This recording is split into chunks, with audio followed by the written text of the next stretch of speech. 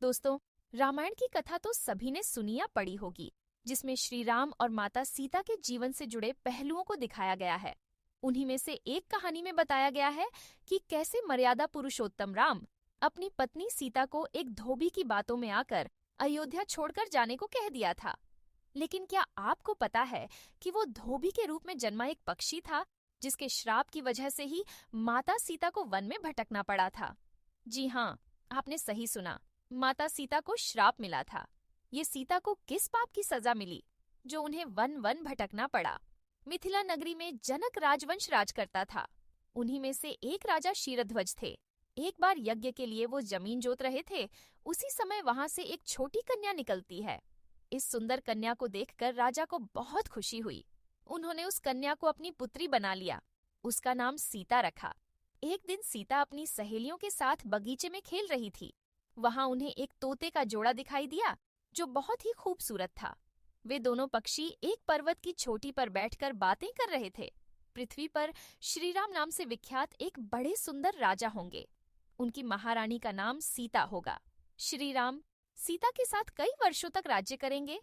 धन्य है वे जानकी देवी और धन्य है वे श्रीराम।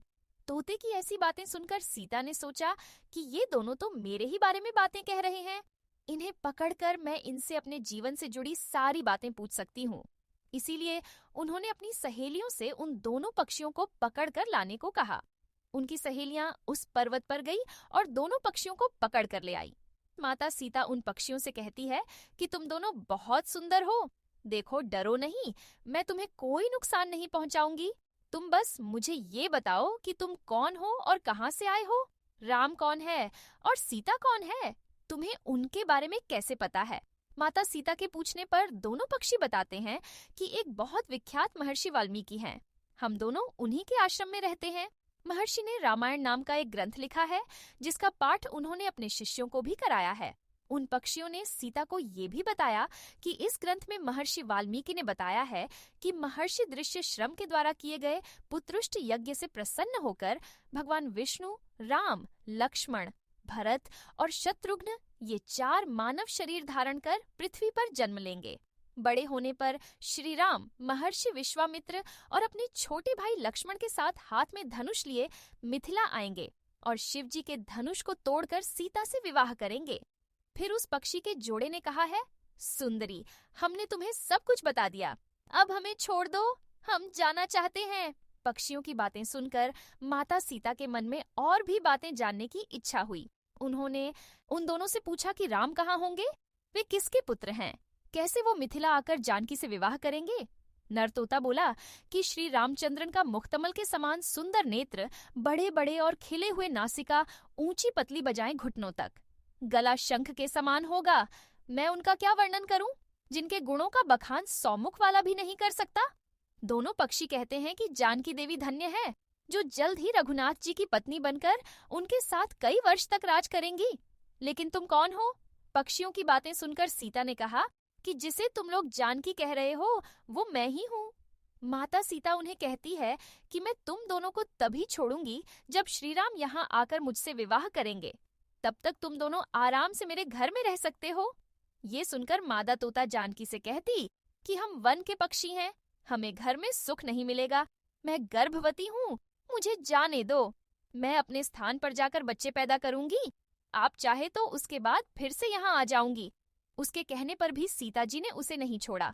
तब उसके पति यानी नर तोते ने कहा, सीता, मेरी पत्नी को छोड़ दो, वो गर्भवती है। जब ये बच्चों को जन्म दे देगी तब उसे लेकर मैं फिर तुम्हारे पास आ जाऊंगा। तब माता सीता ने कहा, तुम आराम से जा सकते हो, लेकिन ये मुझे बहुत पसंद है। तुम घबराओ नहीं, मैं इसकी अच्छे से देखभाल करूंगी।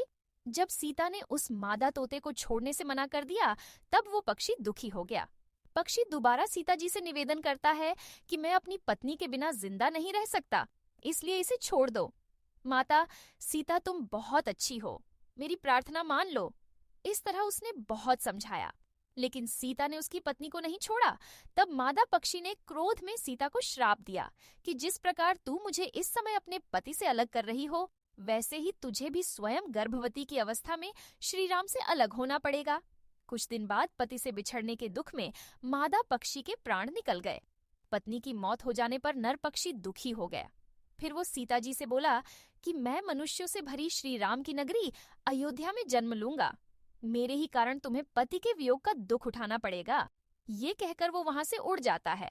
कुछ साल बाद उसका जन्म अयोध्या में धोबी के घर हुआ। उस धोबी के कारण ही सीता जी का अपमान हुआ। उन्हें अपने पति श्री राम से अलग होना पड़ा।